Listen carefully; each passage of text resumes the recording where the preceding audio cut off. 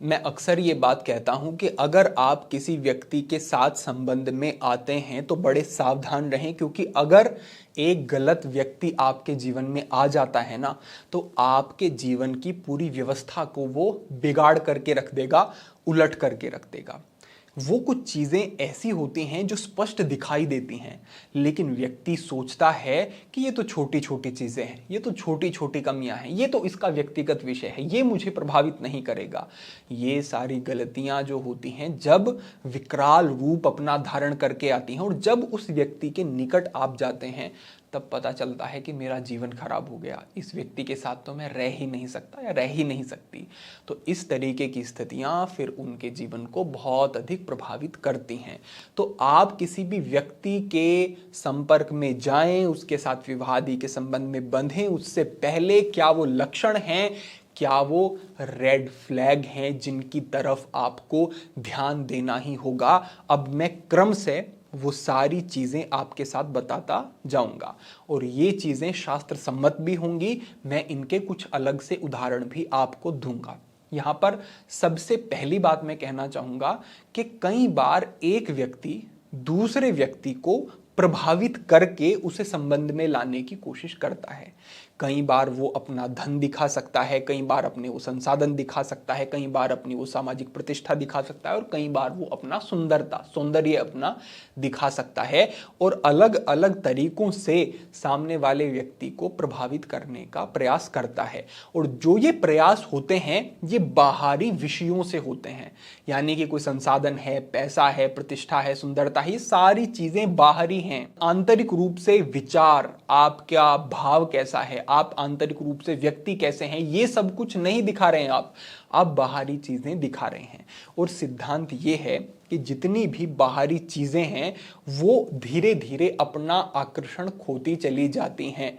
तो अगर आपने दूसरे व्यक्ति को सुंदरता दिखा करके, प्रतिष्ठा, संसाधन, धन आदि दिखा करके प्रभावित कर लिया और वो आपके साथ संबंध में आ भी गया, तो कुछ समय के बाद जो चीजें आपने उसे दिखाई थी उनका आकर्षण समाप्त हो जाएगा। और क्योंकि आपने उसके विचार कैसे हैं, आप आपसी तालमेल बना पाते हैं या नहीं बना पाते हैं, इन सब चीजों की तरफ तो ध्यान ही नहीं दिया था, तो संबंध का आधार जो था वो कमजोर हो गया, जो बाहरी दिखावा था वो कमजोर हो गया और आंतरिक रूप से आप जुड़े ही नहीं एक दूसरे से, आपने समझा ही नहीं और धीरे धीरे वो जो रिश्ते हैं वो खराब होते चले जाते हैं। पहली बात यह है कि आपके संबंध का आधार जो है वो बाहरी दिखावा है या फिर वो आंतरिक भाव, प्रेरणा, आपके विचार और आपकी संवेदनाएं हैं। क्या है आपके संबंध का आधार, इसकी जांच करो, ये पहली बात है। दूसरी गलती ये होती है कि व्यक्ति काम के वशीभूत होकर के संबंध में आ जाता है। इसके बारे में भगवान श्री कृष्ण क्या कहते हैं? कहा गया है, आवृतम ज्ञान में तेना ज्ञानिनो नित्य वैरिणाम काम रूपेण कौन्तेय दुष्पुरेणानलेन च।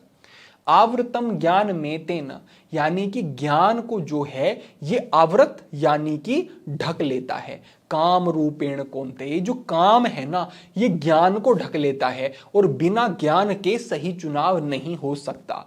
तो जो व्यक्ति बहुत ज्यादा कामुक होता है, उस काम से प्रेरित होकर के वो जब किसी के संबंध में जाता है तो वो केवल अपने काम से प्रेरित होकर के ही प्रेम का दिखावा कर रहा होता है। लेकिन यहां पर भी वही सिद्धांत लागू होता है कि जो ये काम इच्छा होती है ना, शारीरिक संबंध बनाने की जो इच्छा होती है, ये भी समय के साथ कम होती चली जाती है और एक व्यक्ति का दूसरे व्यक्ति के प्रति जो शरीर का आकर्षण होता है वो ठहर ही नहीं सकता, वो कम होगा ही होगा। और क्योंकि जो संबंध का आधार था वो काम था, वो शरीर था और शरीर से आकर्षण कम हो गया, तो वो संबंध भी फिर निश्चित रूप से खराब होगा ही होगा, वो उत्तम रह नहीं सकता। तो यहां पर ये जांच करनी होगी कि एक व्यक्ति अगर बहुत अधिक कामुक है और काम से प्रेरित रहता है, आप उससे बात कर रहे हैं, उसके साथ हैं, तो वो काम से वशीभूत आपको दिखाई देता है,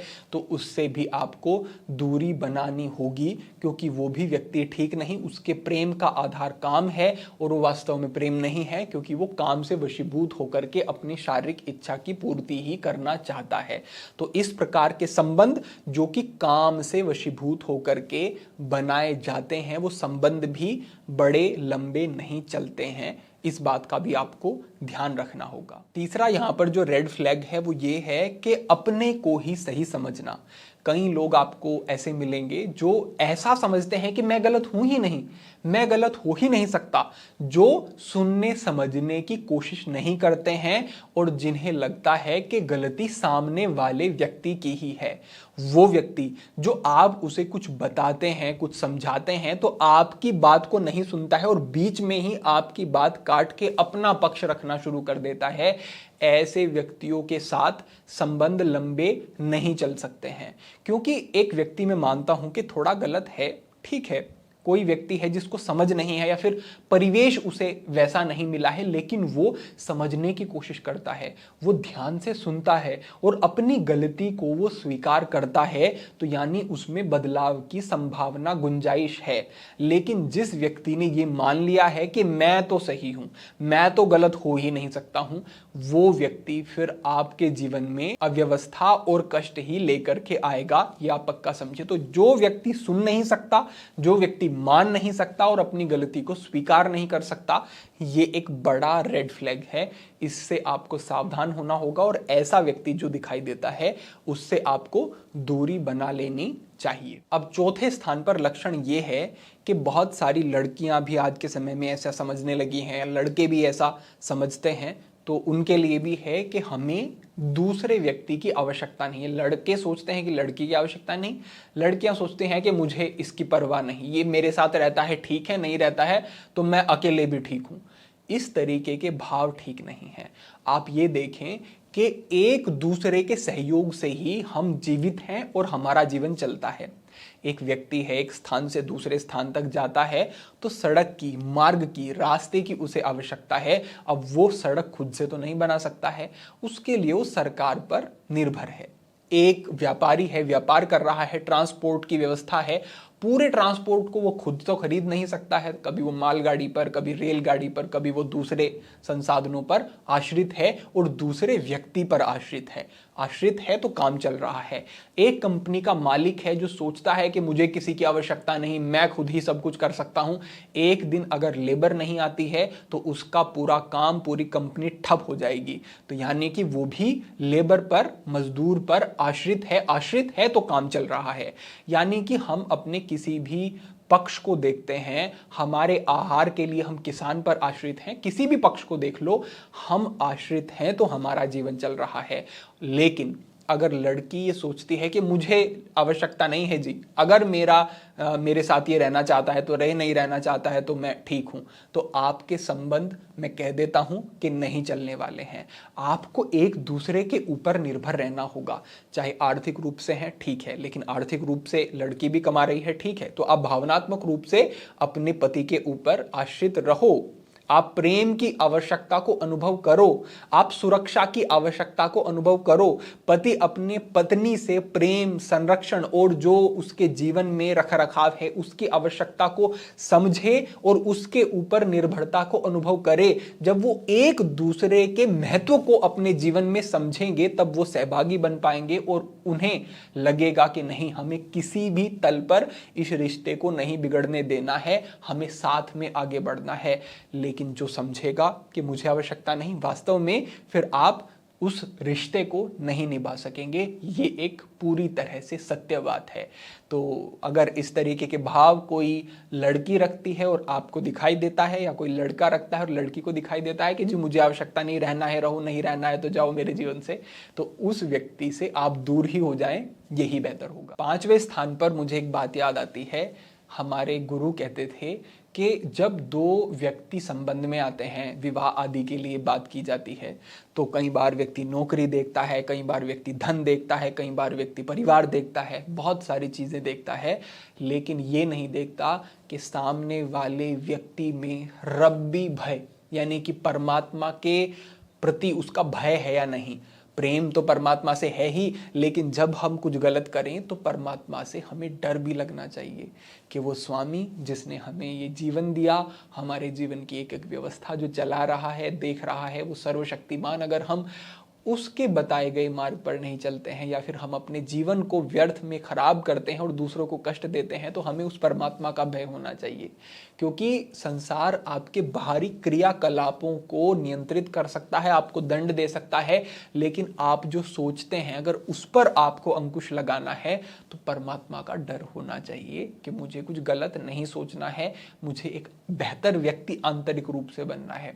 तो जो व्यक्ति आस्तिक नहीं है, यानी जो भगवान में भरोसा नहीं रखता है, वो व्यक्ति भी बहुत बेहतर व्यक्ति नहीं होता है। कहीं ना कहीं उसमें कोई ना कोई त्रुटि होती है और वो भावनात्मक रूप से विचारों के तल पर अपने आप को बेहतर नहीं रख पाता है। और जैसे आपके विचार होते हैं वैसे आप व्यक्ति होते हैं। तो जो गुरुओं के प्रति, संतों के प्रति, धर्म के प्रति और परमात्मा में भरोसा विश्वास नहीं रखने वाला है, वो व्यक्ति भी बेहतर नहीं है। ये मेरा एक व्यक्तिगत दृष्टिकोण है, इस पर भी विचार करने की आपको आवश्यकता है। और छठे स्थान पर मैं बात करूंगा, बहुत अधिक भौतिकतावादी जो व्यक्ति है वो भी व्यक्ति बहुत बेहतर नहीं होता है। यानी कि जो शरीर पर ही केंद्रित है, मैं कैसा दिखता हूं, मैं कैसा लग रहा हूं, मैं कैसा मेकअप कर रही हूं, लड़कियों में बहुत ज्यादा अगर ऐसी वृत्ति होती है, या फिर वस्तुओं पर बहुत केंद्रित, यानी कि आप उन्हें कोई उपहार देते हैं या फिर वो कोई चीज की मांग करती हैं या करते हैं और आप उनको वो चीज देते हैं, तभी वो आपसे प्यार करते हैं या तभी वो आपकी प्रशंसा करते हैं। ये जो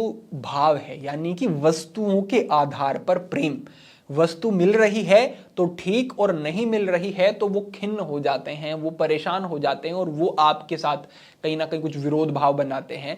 ये जो वस्तुओं के ऊपर या फिर शरीर के ऊपर बहुत अधिक निर्भरता है, ये बेहतर व्यक्तियों का लक्षण नहीं होता है। इस तरीके का भाव भी कहीं अगर आप देखें तो मेरा आग्रह है कि दूरी बनानी आवश्यक है। और सातवें स्थान पर मैं कहना चाहूंगा कि जिन व्यक्तियों में ऐसे लक्षण दिखें या ऐसे काम वो करते हैं जो कि तामसिक राजसिक प्रवृत्ति वाले हैं, वो भी आपके जीवन में कुछ बेहतरी नहीं ला सकते हैं।